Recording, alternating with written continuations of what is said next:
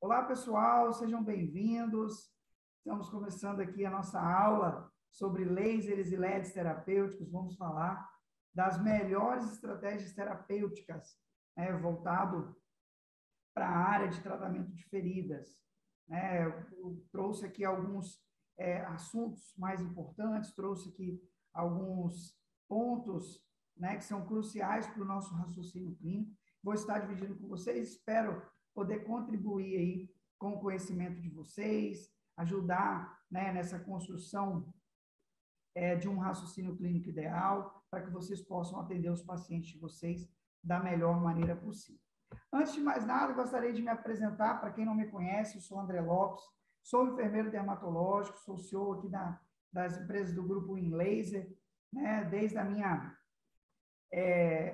da minha graduação, desde o início da minha carreira profissional. Eu sempre estive muito ligado à área dermatológica, então fiz a especialização, depois fiz mestrado dentro da área específica e assim segui, com a construção do conhecimento dentro dessa área, nessa linha de pesquisa específica voltado para cuidados dermatológicos, principalmente na área de tratamento de feridas, onde hoje a gente atua com terapias adjuvantes, principalmente com lasers e LEDs.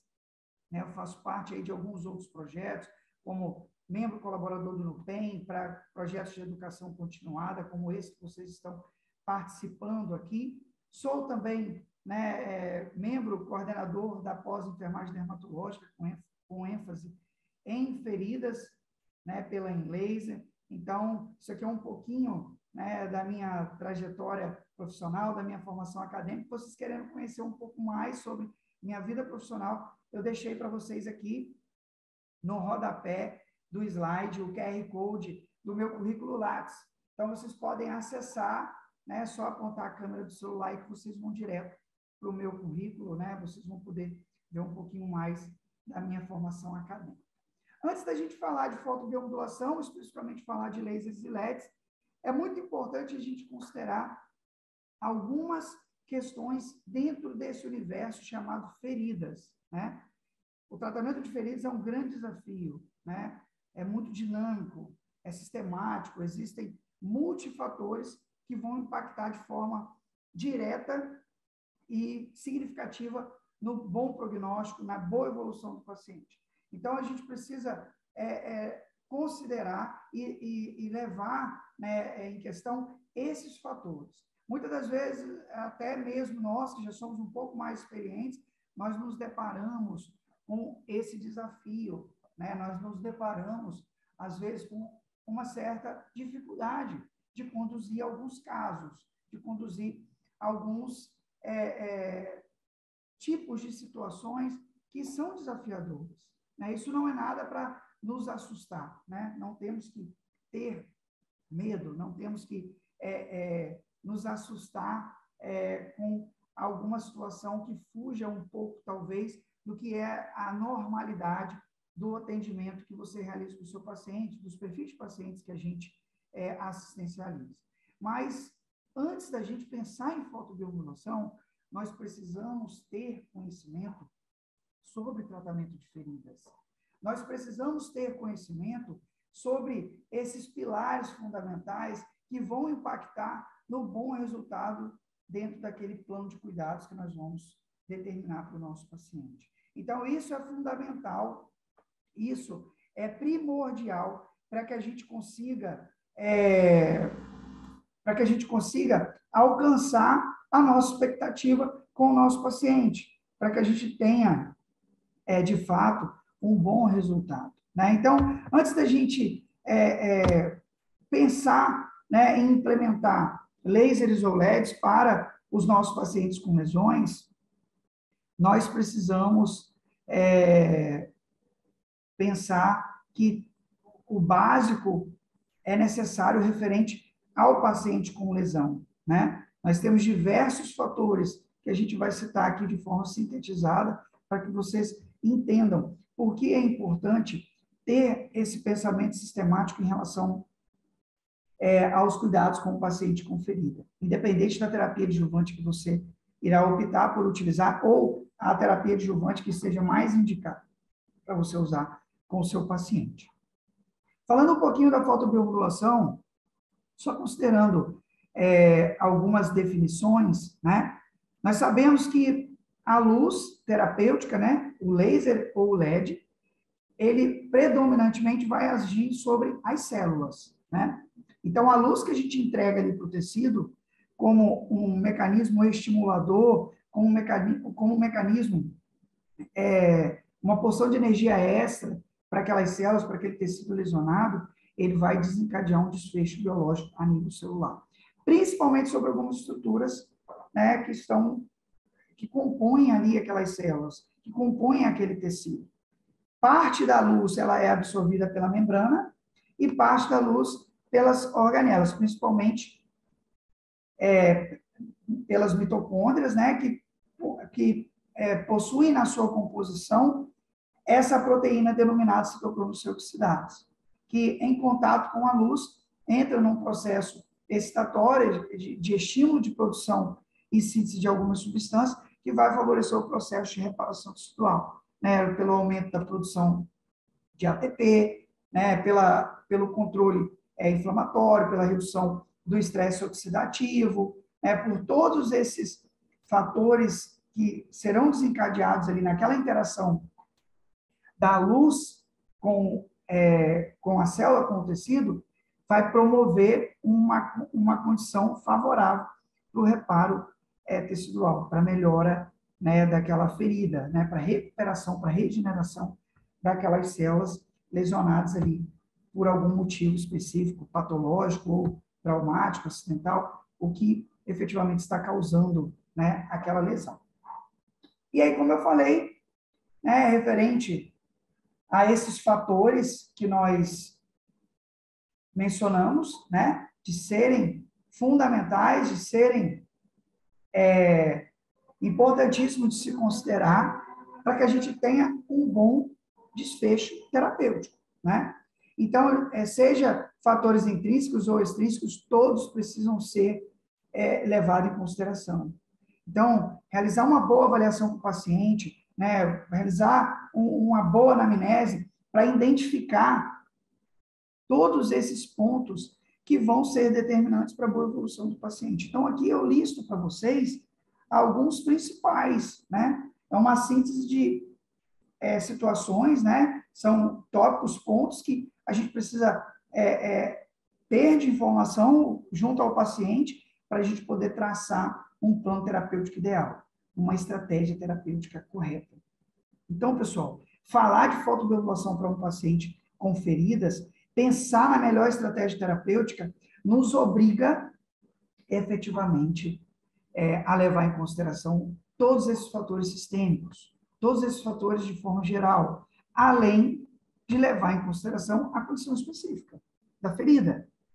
Nós sabemos hoje, de forma muito clara, que as terapias adjuvantes, elas não são mais um diferencial para o paciente com feridas. Elas são obrigatórias, porque os últimos consensos, guidelines mais recentes, eles trazem as terapias adjuvantes como fundamental para o plano terapêutico, para o plano de cuidados do paciente com ferida. Nós tivemos a atualização da ferramenta Timers recentemente. Para os profissionais que trabalham com feridos, já conhecia a ferramenta Time, que foi, né, atualizada e foi integrada mais essas duas letras, a letra R e a letra S, passando esse acrônimo a ser chamado de Timers, né? E dentro desse acrônimo, nós temos ali, na letra R, as terapias adjuvantes, que engloba lasers e LEDs.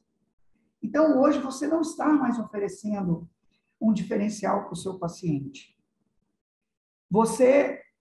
Hoje, nós profissionais que trabalhamos com pacientes que possuem feridas, nós obrigatoriamente precisamos trabalhar com terapias adjuvantes.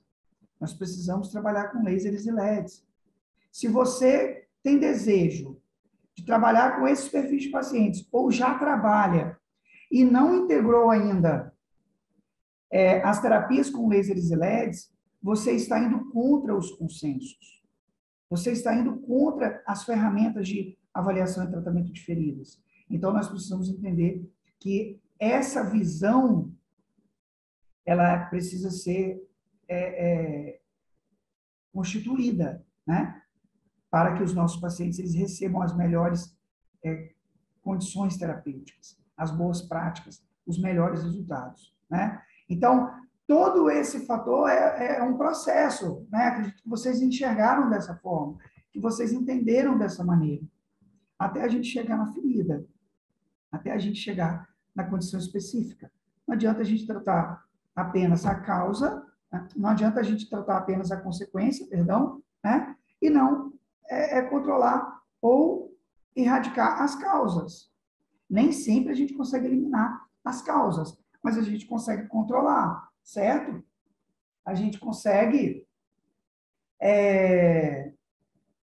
equilibrar, né, de forma sistêmica esse paciente, controlar hemodinamicamente esse paciente, para que a gente tenha um bom desfecho terapêutico. E aí, falando da ferida, em nossa avaliação, nós vamos considerar todos esses fatores. Leito, borda, região periferida. Então, tudo isso nós vamos considerar na nossa avaliação para poder traçar o nosso plano terapêutico, para traçar a nossa estratégia terapêutica. E nem sempre a nossa estratégia terapêutica, ela começa pelo leito da ferida, né? Nem sempre é possível irradiar o leito da lesão. Então, nós estamos falando de vários pontos que nós vamos considerar. Falamos da condição sistêmica, falamos da condição específica, né, que é a ferida propriamente falando, e na ferida nós precisamos ter um olhar clínico, nós precisamos ter uma visão além do que nós estamos enxergando ali visualmente. O que é enxergar além do que notoriamente está ali explícito para a gente? É entender que, às vezes, nós não vamos conseguir iniciar com a fotobiomodulação no leito dessa ferida, como eu tenho aqui essa lesão na região sacra, que eu tenho praticamente 100% de tecido desvitalizado. Então, se eu tenho 100% de tecido desvitalizado, não vou conseguir irradiar o leito da lesão. Mas eu tenho estratégias. Eu posso irradiar borda, eu posso irradiar a região periferida, eu posso promover a ativação de linfonodos, drenagem linfática, entrar com a laserterapia sistêmica. Então, olha outras possibilidades que nós temos. Nem sempre a nossa estratégia terapêutica ela vai começar pelo leito. Nem sempre. Então, comecem a pensar dessa forma. Isso não quer dizer que você já não esteja tratando o paciente de forma devida, ou traçando uma conduta terapêutica de forma correta. E aqui, nesse outro caso, como vocês podem perceber, ó, nós temos uma lesão com uma boa parte de presença de tecido desvitalizado, necrose, né? Uma parte com um tecido melhor, né? Não 100% viável, mas um tecido melhor, com uma condição mais favorável. O que nós vamos pensar aqui? Eu já posso iniciar a fotobiomodulação? Sempre. Quanto mais precoce, isso os estudos trazem essa... Nós temos evidências que trazem esse raciocínio. Quanto mais precoce nós iniciarmos o uso da laserterapia, melhor vai ser o resultado terapêutico. Então, aqui, nessa condição, são 2 pacientes com etiologias de lesões iguais, né? São 2 lesões por pressão, porém com características diferentes. Nesse segundo caso,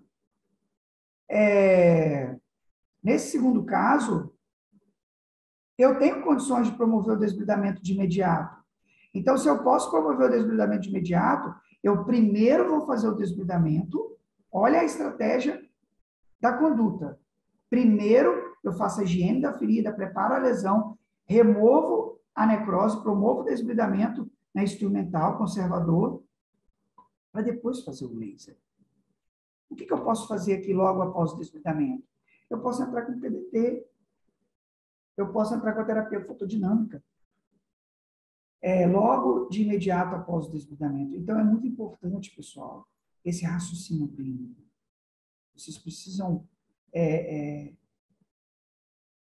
pensar que eu já tenho condições de implementar a laserterapia desde o meu primeiro atendimento. Então, eu vou preparado sempre para poder já iniciar o uso do laser com o nosso paciente. Na primeira consulta, na primeira avaliação. Então, isso é fundamental. Isso é muito importante, tá? O que a ferida ela precisa para cicatrizar? Se façam essa pergunta. Você que já trabalha com lesão, com tratamento de feridas, ou você que está iniciando dentro desse nicho, se faça essa pergunta. O que uma ferida ela precisa para cicatrizar? Nós precisamos fazer a gestão do cuidado. Tratamento de feridas, pessoal, é gestão. Eu preciso fazer gestão de exudato. Eu preciso fazer gestão de exudato porque essa lesão ela precisa de meio mundo para cicatrizar. Eu preciso de fazer controle de micro-organismos, controle microbiológico. Essa lesão, ela está colonizada, infectada, o que for, mesmo limpa, eu preciso fazer gestão de micro-organismos. Eu preciso proteger a área periferida, que esteja íntegra. Eu tenho uma série de fatores que no cuidado com a lesão, nesse processo de gestão do cuidado, eu preciso considerar, certo? Então, pensem nisso, que o tratamento de feridas é gestão de vários fatores. A gente precisa promover ali o cuidado, o manejo de várias situações para a gente poder alcançar o nosso objetivo, né? E considerando tudo isso, equacionando todos esses fatores, fazendo a gestão do cuidado desse paciente, seja de forma sempre integral, olhando o paciente além da lesão, né, como um todo. Nós temos hoje um universo de recursos terapêuticos com lasers e LEDs. Nós sabemos que no tratamento de feridas, nós usamos 3 comprimentos de onda: a luz vermelha, a luz infravermelha e a luz azul. Nos equipamentos TMC que a gente utiliza, nós usamos a luz vermelha, que possui 660 nanômetros de comprimento de onda, né? A luz infravermelha, com 808 nanômetros de comprimento de onda. O comprimento de onda é o que caracteriza a capacidade de penetração do feixe de luz naquele tecido. Esses dois esses comprimentos de onda, a gente encontra no mesmo equipamento, que é um modelo de equipamento que a gente usa, que é o TeraPC, com 100 miliwatts de potência. Então, esses são os parâmetros cosméticos desse equipamento. E o LED azul, que nós usamos hoje, através dos equipamentos da família E-Light, que a gente usa o E-Light B, que ele possui, se eu não me engano, 470 nanômetros, né, de comprimento de onda e 520 miliwatts de potência. É um equipamento super moderno, que hoje ele possui 5 vezes mais potência do que equipamentos que nós tínhamos disponíveis pela própria DMC até um tempo atrás, né, uns 2 anos atrás. E isso favorece muito para a nossa conduta com o nosso paciente. Então, eu estou dizendo para vocês que vocês têm 3 possibilidades de comprimento de onda. Então, vamos seguir esse raciocínio para a nossa estratégia terapêutica. Então, nós temos essas 3 possibilidades. Nós usamos azul e vermelho para tecidos superficiais, tecidos moles, né? Para epiderme, derme e um pouco mais profundo, até tecido adiposo no máximo. E para tecidos adjacentes à pele, nós usamos o infravermelho, né? Que tem um comprimento de onda um pouco maior e consegue penetrar além das camadas cutâneas. Né? Então, nós usamos esses 3 comprimentos de onda. São equipamentos super modernos, né? Equipamentos que nos trazem essas condições de uso. E o ELIB, que é um equipamento de radiação sistêmica, né? Que a gente usa através de um aplicativo, né? Todo o monitoramento do paciente. Então, nós temos algumas possibilidades com esses comprimentos de onda para poder implementar ali para o nosso paciente. E aí vem a seguinte pergunta também, né? Vocês talvez já estão se perguntando, né? Eu vou usar lasers ou LEDs? Em que momento implementar um ou outro? Eu vou mostrar para vocês alguns casos, algumas possibilidades, para vocês conseguirem assimilar em que momento ou outro eu poderia optar por um ou por outro, ou até mesmo saber que para aquele caso específico eu só vou poder usar laser, ou talvez vai ser mais indicado LED. Então pensem dessa forma, que nós temos as duas opções e dentro da nossa condição clínica que vamos encontrar com o nosso paciente, nós vamos escolher, determinar e optar ali por uma ou por outra, ou único exclusivamente ter indicação de uma das duas. Mas o que eu gostaria de considerar antes da gente construir essa definição terapêutica? Nós podemos hoje falar de forma muito ampla e segura tanto dos lasers como também dos LEDs. Por quê? Nós já temos evidências, literaturas, né? Nós já temos um índice de publicações bem extenso que elucida bem esse assunto, né? Do ponto de vista clínico, para o nosso entendimento. E sabemos hoje, de maneira muito clara, que os efeitos terapêuticos, os resultados biológicos, né, as ações tanto do laser quanto do LED a nível celular são muito parecidas. Os efeitos biológicos são muito similares. Então, tanto os lasers quanto os LEDs eles vão promover controle inflamatório, controle de edema, proliferação celular, mitose, né, proliferação de fibroblastos, formação de novos vasos. E todos os fatores que são necessários para a reparação de um tecido lesionado. Então,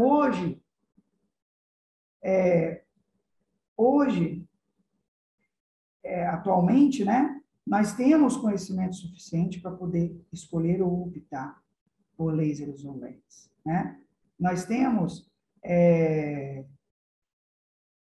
essa possibilidade, né, de escolher, de optar por um ou por outro. Então, isso é uma grande vantagem que no tempo atual nós podemos usar a nosso favor para poder condicionar melhores condições terapêuticas, melhores resultados aos nossos pacientes. Então, eu só trouxe essas duas evidências para vocês, que são bem recentes, para vocês poderem entender que hoje os LEDs são uma realidade também. Assim como os lasers, ele já vem sendo utilizado há bastante tempo, né, de forma mais efetiva, de maneira mais ampla. Hoje nós temos essa certeza com os LEDs. Hoje nós temos esse conhecimento, né, e sabemos como é possível, né, implementar também o uso dos LEDs para os nossos pacientes com feridas. Ok? E aí nós podemos falar, então nós temos diversas possibilidades clínicas, né, com o uso de lasers e LEDs. Né, nós podemos usar o laser de forma tópica, sistêmica, fotoacupuntura, para PDT, para ativação de linfonodos. Nós temos, para o paciente com feridas, só para o paciente com feridas, nós temos aí umas 5 possibilidades clínicas de uso de lasers e LEDs. E aí vai do nosso conhecimento, da nossa avaliação com o nosso paciente, a identificação, né, das melhores condições, né, da melhor estratégia terapêutica que vá ao encontro com as necessidades desse paciente. Né? Então, nós precisamos, nessa anamnese, nessa avaliação, nessa conduta, né, terapêutica ali com o paciente, identificar as necessidades do paciente para a gente conseguir determinar se nós vamos usar lasers ou LEDs ou quais as técnicas que nós vamos implementar ali para aquele paciente efetivamente. E aí nós temos as indicações, né? Como eu falei para vocês, tanto os lasers quanto os LEDs, eles vão promover biomodulação inflamatória, controle de dor, edema, promover formação de novos vasos, né, que é o fenômeno da neoangiogênese, isso, consequentemente, vai acelerar a regeneração tecidual, vai aumentar a produção de colágeno, fibras elásticas, né, pelo estímulo de fibroblastos. Então, todos esses fatores são importantes para poder reduzir o tempo de tratamento desses pacientes com lesões. E, consequentemente, nós conseguimos alcançar as nossas expectativas, né? Então, nós podemos implementar os lasers e LEDs de várias formas diferentes. As aplicações clínicas, né, as técnicas que nós vamos utilizar, serão escolhidas de acordo com a necessidade do nosso paciente. Não é a gente que escolhe por apenas gostar de mais de um ou de outro. Não. As necessidades do paciente, elas são determinantes para a nossa escolha terapêutica, independente se nós vamos optar por lasers ou por LED. É lógico que, para irradiação sistêmica, a gente só vai usar o laser vermelho, né? Na terapia fotodinâmica, nós temos a possibilidade de usar o laser vermelho e o LED azul. E para outras necessidades, nós podemos também usar os LEDs, né? Optar pelo laser ou pelo LED, vai depender da necessidade do paciente. E nós temos um universo de indicações para pacientes com feridas, né? Aqui eu trago alguns exemplos para vocês. Aqui eu cito algumas das possibilidades de uso dos lasers e LEDs para pacientes com feridas. Mas nós temos outras, né, que eu não trouxe aqui, que efetivamente é só para vocês terem uma visão panorâmica do mundo de possibilidades que nós possuímos para os pacientes com feridas, ok? E, da mesma maneira que é importante falar das indicações, é muito significativo termos conhecimento das contraindicações, né? Nós precisamos ter conhecimento, né, dessas poucas contraindicações. Por mais que sejam bem poucas, é fundamental para a segurança do paciente, para a segurança do procedimento, para as boas práticas com o nosso paciente. Então, é importante que a gente tenha o diagnóstico, né, para implementar o uso de fotobiomodulação. Nós não usamos lasers ou LEDs para feridas tumorais, lesões oncológicas, né, ou áreas de tecido com suspeita de malignidade ou história pessoal de câncer no local. Não aplicamos luz sobre o útero gravídico, né, das mulheres grávidas. Né? Não aplicamos também sobre tatuagens, porque o pigmento da tatuagem pode ter uma interação exacerbada com a luz, acabar provocando uma pequena lesão, uma pequena queimadura. Né? Pacientes que possuem sangramento ativo ou alteração de coagulação, do ponto de vista grave, né? Como uma hemorragia, né? Como uma alteração sistêmica grave, esses pacientes a gente não implementa o uso da luz. Né? Esses pacientes que, por exemplo, estão hospitalizados para uma investigação patológica, né? Que estão ali com algum trombo, né? Sob risco, né? Algum acometimento vascular que possa promover, que possa causar algum dano, né? À condição de saúde geral desse paciente. Nesses casos específicos, a gente não implementa, né, o uso de luz, né? A gente precisa trabalhar com fator de risco. Por mais que seja bem baixo as possíveis complicações ou dano que o laser ou o LED pode causar ao paciente, mas a gente precisa trabalhar com o fator de risco. Isso é muito importante, tá? O uso também de ácidos dermatológicos, principalmente derivados de vitamina A, né? Não é por ser laser ou LED, é porque essas terapias são à base de luz. Da mesma forma que esse paciente que está em tratamento dermatológico precisa se proteger contra a exposição solar ou até mesmo contra a exposição de luzes comuns de casa, ele também não pode usar o laser ou o LED porque é luz. Então, a gente dá um tempo ali, né, um intervalo de término de tratamento para poder implementar o uso da fotobiomodulação. Assim como também os pacientes que usam ou estão em tratamento com medicamentos, substâncias fotossensíveis, como o Roacutan, né, e outros que possam ser utilizados que causam fotossensibilidade. A gente também precisa esperar um tempo para uso, então, nesses casos, também são contraindicados. Então, como vocês perceberam, são bem poucas as contraindicações, né? São bem poucas mesmo. E isso é importante, né, de ser considerado para que a gente sempre trabalhe de forma segura, né? Sempre promovendo as boas práticas para os nossos pacientes. E aí eu gostaria de deixar essa dica para vocês, né? Sempre baseie o conhecimento de vocês no mecanismo de ação da luz, porque fica muito mais fácil para a gente entender e direcionar as indicações e contraindicações, seja com lasers ou com LEDs.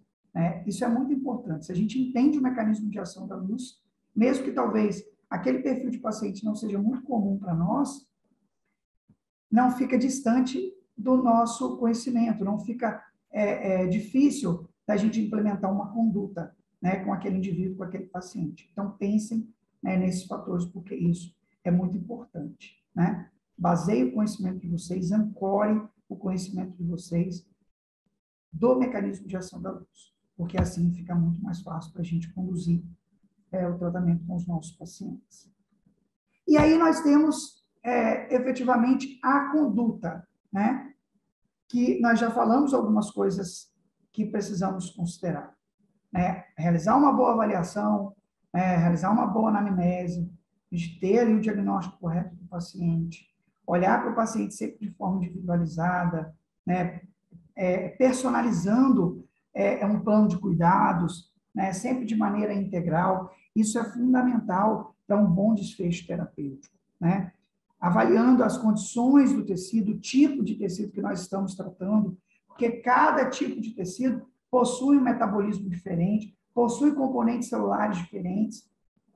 Isso tudo tem impacto no tempo de intervalo entre sessões, né, na frequência de irradiação, né? Nós sabemos que para tratamento de feridas, nós só irradiamos no máximo 3 vezes por semana, né? Porque a gente precisa dar um intervalo de 48 horas de uma sessão para outra. Né? Então, são fatores importantes que a gente precisa considerar.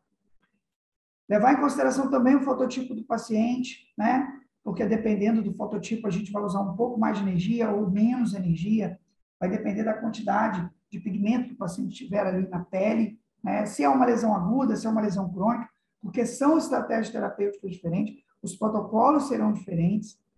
Se é uma lesão superficial, se é uma lesão profunda, tudo isso será importante para a decisão de dosimetria, de comprimento de onda, para a nossa conduta terapêutica ideal, né, com o nosso paciente. Faixa etária, se é um paciente RN, criança, adulto ou idoso, as condições clínicas, de um modo geral, desse paciente, e outros fatores que a gente já discutiu, né, mesmo de forma sintetizada, mas para vocês terem uma visão panorâmica de tudo que é importante para a decisão terapêutica. Né? E aí sim, tendo todas essas informações, nós conseguimos chegar a um raciocínio clínico ideal.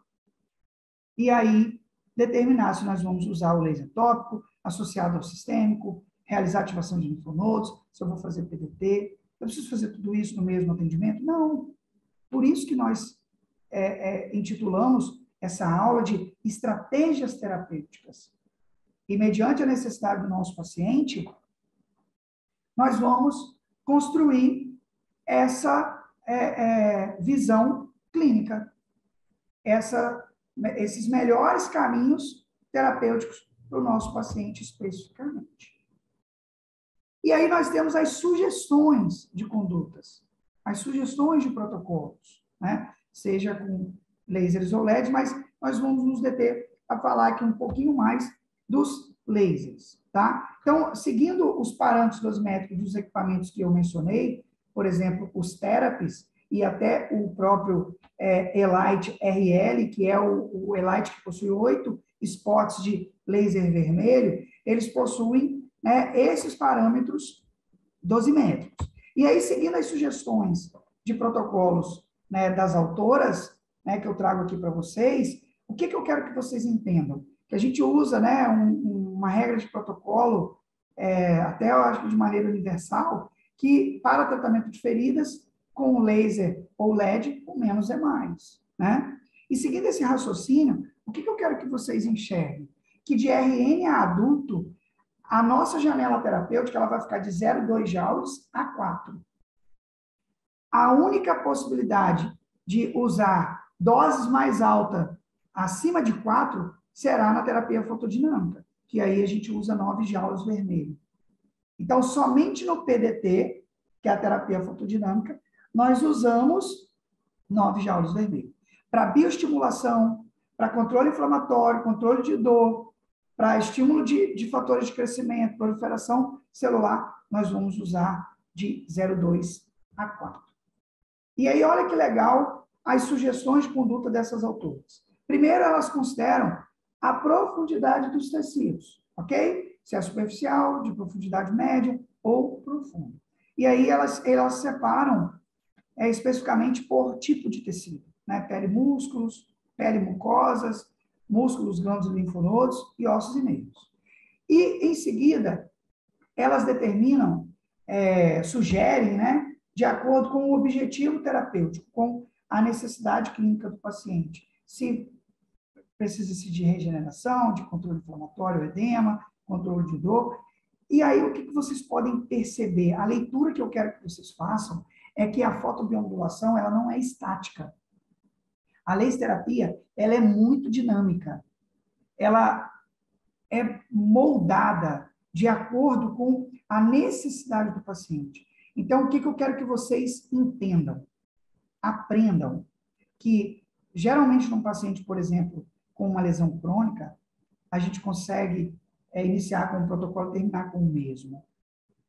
Então, de acordo com que o paciente vai evoluindo ou regredindo, nós vamos alterando a nossa conduta terapêutica, o nosso protocolo. Então, como vocês podem perceber, as sugestões de protocolos dessas autoras, elas têm uma variável de 0,2 a 1, de 1 a 2, de 3 a 4.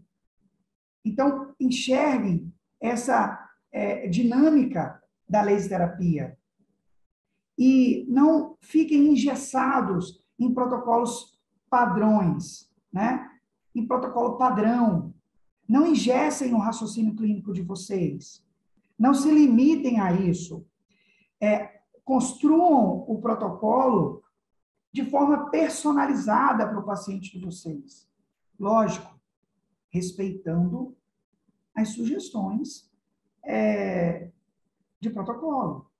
A janela terapêutica, que é baseada em evidências, né? As nossas sugestões de protocolos são baseadas em evidências. A nossa prática clínica é baseada em evidências. Então, vocês têm uma janela terapêutica. E dentro dessa janela terapêutica, vocês vão construir o plano terapêutico de vocês, a conduta de vocês, de forma perfilizada, de acordo com a necessidade do paciente, a cada atendimento. Talvez o atendimento que você está fazendo hoje, daqui 48 horas, vai te exigir uma mudança de conduta, porque o paciente evoluiu. E está tudo certo. E, na verdade, é o necessário, obrigatório, a gente ter essa mentalidade aberta, né, para o ajuste de conduta, tá? Então, isso é muito importante. Eu trouxe aqui alguns casos para poder mostrar a vocês, né? Esse caso aqui, por exemplo, ó, é uma lesão diabética de uma paciente idosa, um pós-operatório de ortopedia. Uma paciente sofreu uma queda em casa, né? E sofreu um trauma ali na região do tornozelo, precisou passar por uma cirurgia, e é um pós-operatório tardio. Após a deshospitalização, em mais ou menos uns 40 dias, né, de âmbito hospitalar, nós começamos a atender essa paciente em âmbito domiciliar. E no primeiro atendimento, o que a gente percebe? Muito tecido digitalizado, né? Então, logo no primeiro dia de alta da paciente, na casa da paciente, nós iniciamos ali as condutas. Por que eu falei para vocês lá atrás que a gente sempre já implementa logo no primeiro atendimento? Porque é sempre possível. Se não houver contraindicação, se não tiver nada que impeça o uso do laser ou do LED, você já vai aplicar logo no primeiro atendimento. E aí, o que foi feito aqui de início? Primeiro foi feito um desbridamento, a remoção de todos os tecidos desvitalizados, para diminuir a quantidade de barreira, né, para melhor absorção de energia, e aí depois foi aplicado no leito do tecido, em todas as áreas que tinham melhores condições, 1 joule de laser vermelho, né?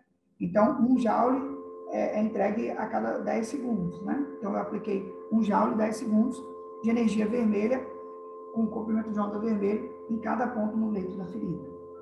E na área pele-lesão, nós também aplicamos 1 joule com infravermelho. Qual é o nosso objetivo aqui com essa paciente? O nosso objetivo é promover proliferação celular, é promover cicatrização, é promover regeneração. Por mais que seja uma paciente idosa, né, uma lesão crônica, nós optamos por usar doses mais baixas, porque a paciente ia evoluir bem, era notório, né, ao nosso ponto de vista, pela nossa experiência clínica, nós tínhamos a certeza que ela evoluiria bem. Então, a cada 1 centímetro, 1,5 centímetros mais ou menos, nós fomos aplicando no leito 1 joule vermelho e na região periferida 1 joule infravermelho. O que mais eu poderia fazer para essa paciente? Eu posso fazer ativação de linfonodos, seguindo o protocolo Almeida-Lopes, aplicando ali de 3 a 4 joules, mediante a avaliação do edema. Posso fazer laser-terapia sistêmica, se a paciente não tiver contraindicação. Eu tenho algumas possibilidades terapêuticas. Eu tenho algumas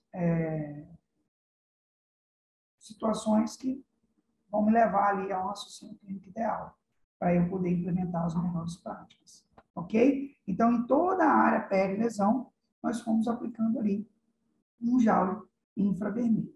Beleza? Aqui nós temos um outro caso, um pouco diferente.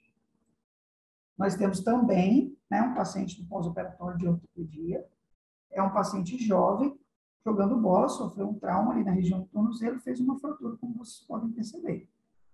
Então, fratura de tíbia, de fíbula, articulação de tornozelo, né, ali pegando alguns metatarsos também. Foi colocado pino, parafuso, haste, né, para poder fazer o realinhamento ósseo. Aqui eu tenho necessidades diferentes da paciente anterior, certo?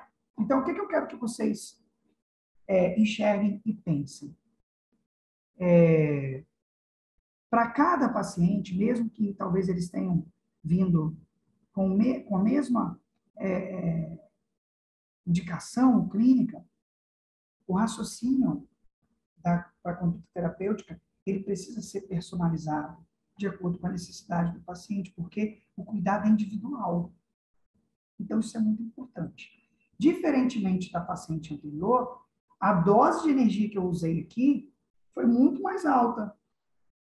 Eu usei o máximo da minha janela terapêutica, que são 4 joules por ponto, com luz infravermelha. Por quê? Geralmente, para tecido ulcerado, a gente usa a luz vermelha ou azul, e para tecido íntegro, a gente usa infra. E aqui eu não tenho uma ferida aberta, eu não tenho uma ferida exposta. Eu tenho uma incisão cirúrgica, né? Uma área de sutura, aonde eu estou aplicando ao redor da incisão cirúrgica uma dose de energia para alcançar estrutura óssea, muscular, tendinha, tecido cutâneo, certo? Para que eu consiga alcançar a necessidade de todas as células. Se eu aplicar a luz vermelha ou azul aqui, eu não vou chegar à estrutura óssea. O comprimento de onda azul e vermelha ele não tem capacidade de penetração com feixe de luz além das estruturas de tecido cutâneo. Então, eu preciso de um comprimento de onda que penetre as áreas de tecido adjacentes à pele. Então, nesse caso, eu vou optar pelo infravermelho. Vou optar pelo infravermelho com uma dose mais alta, irradiando em toda a área ali lesionada, em toda a área da lesão, para poder modular o processo inflamatório, controlar edema. Esse paciente, por exemplo, ele está sendo atendido 24 horas após a alta. É um pós-operatório imediato. Ele realizou a cirurgia no dia anterior e 24 horas após nós já estávamos realizando ali a aplicação do laser. Eu poderia fazer isso no âmbito hospitalar? Poderia, tranquilamente. A gente pode aplicar o laser no pós-operatório, pessoal, imediatamente após a cirurgia. Não há contraindicação para isso.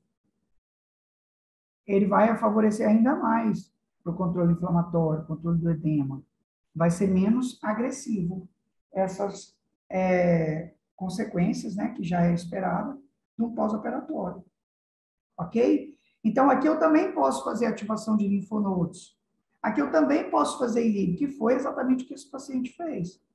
Em cada cadeia de linfonodos, em todo o trajeto do membro afetado, nós realizamos ali 4 joules infravermelho para ativação de linfonodos. E o ILIB, 25 minutos, em todos os dias de atendimento, onde os atendimentos eram realizados a cada 72 horas. Né? E a dose, como eu falei, por ser mais alta, também o tempo de radiação é maior. Se a cada 1 joule eu tenho 10 segundos, 4 joules, 40 segundos. Beleza? E assim a gente vai seguindo toda a conduta terapêutica com o paciente. Aqui nós já temos um caso também diferente. Eu estou usando aqui um cluster de LED azul. É uma paciente com uma úlcera venosa, uma lesão de grande extensão. E por que nós estamos usando um cluster de luz azul? Porque o LED, pelas suas propriedades de emissão de fótons, né, pelos diferenciais entre laser e LED, o LED ele consegue irradiar uma área de superfície maior. Então, para lesões superficiais de grande extensão, o LED ele tem uma excelente indicação. Porque além dele promover as mesmas ações terapêuticas que o laser ele promoverá, né, ele também vai fazer um controle microbiológico melhor. Então, o LED, para esses casos, por mais que a lesão não seja infectada ou com autocolonização, o LED ele tem uma grande indicação para esses casos específicos. Beleza? E também o cluster, né, de laser vermelho, que é o Elite RL. Numa lesão como essa aqui, que é uma lesão traumática, onde nós estamos fazendo PDT, olha que legal.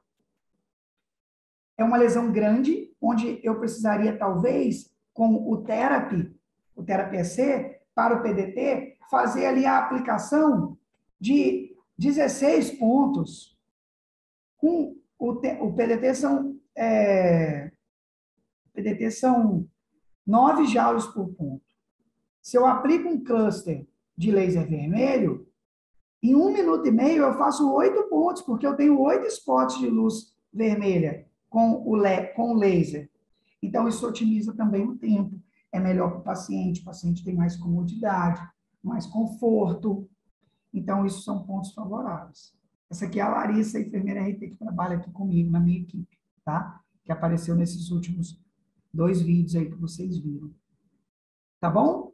Então, isso são dicas para vocês, dentro desse raciocínio clínico, dentro desse raciocínio terapêutico. Uma sugestão que eu dou a vocês é baixar aí na loja de aplicativos do celular de vocês o app da DMC, tá? Para vocês terem acesso aos protocolos de feridas, de LIB, os clusters, tem tudo lá para vocês terem acesso, é só baixar mesmo, tanto para iOS como para Android. Vocês podem também contar com o NUPEM, que é um núcleo de ensino e pesquisa em fototerapia, para vocês poderem tirar dúvidas, pedir suporte científico, né? Aberto a todas as classes profissionais, a todas as áreas profissionais, tá? Que eu faço parte também, sou membro colaborador. E para fechar com chave de ouro, né, eu queria deixar essa mensagem para vocês, né, que a gente valoriza muito a segurança do paciente. Né? Então, não enxerguem a fotobiomodulação, os lasers e os LEDs, por serem equipamentos, às vezes, com um botão apenas, de fácil manuseio, né, com a estética bacana. Não enxerguem essa terapia de qualquer forma, como se fosse um cifrão, como se fosse um trampolim financeiro. Sejam profissionais responsáveis, né? Personalizem protocolos para os pacientes de vocês de acordo com a necessidade, né? Enxergam os pacientes de vocês de forma individualizada. Nós, profissionais, somos os principais responsáveis pela conduta com o nosso paciente. Independente de sugestões de protocolos, de app da DMC, independente, de qualquer coisa, nós somos o principal responsável e seremos responsabilizados pela conduta com os nossos pacientes. Então, fica essa dica, esse alerta, né, importante, não como com terrorismo, mas realmente de forma responsável, porque isso também nos destaca na vitrine profissional. Isso é muito importante. Então, deixo aqui para vocês as referências, né, do material que a gente usou para poder criar, né, esse conteúdo, essa aula.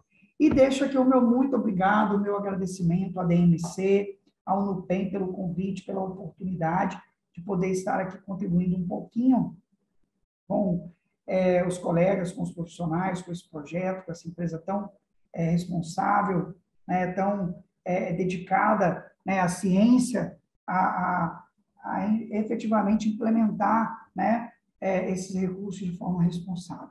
Deixo também aqui os meus contatos, né, nossas redes sociais aqui, para vocês poderem também nos seguir, né, conhecer os nossos eventos, nossos projetos.